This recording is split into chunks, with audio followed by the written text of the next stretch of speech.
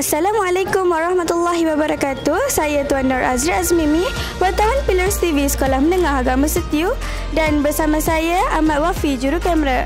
Pada hari ini, sekolah kami mengadakan majlis iftar jema'i peringkat sekolah 2025. Jom sama-sama saksikan.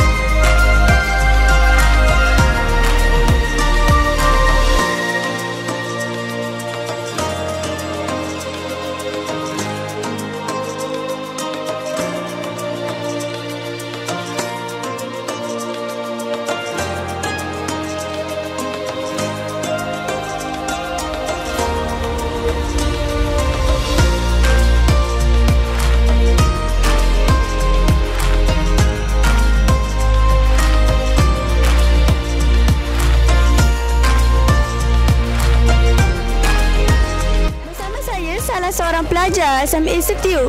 Okey, soalan saya, bagaimana perasaan anda berbuka puasa dalam suasana sebegini?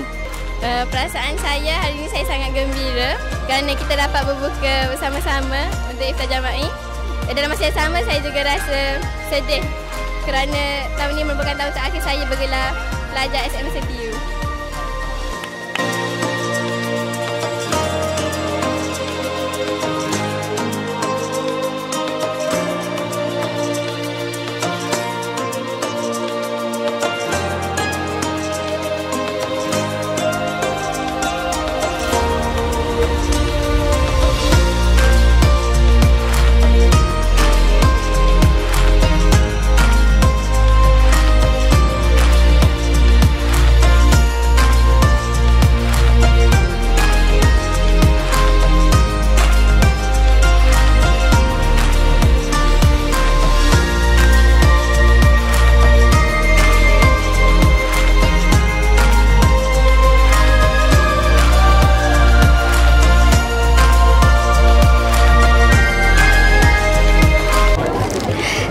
Dari kami, Klub Pillars TV Sekolah Menengah Agama Setiu. Pillars TV mencerita filem yang baru. Bye-bye.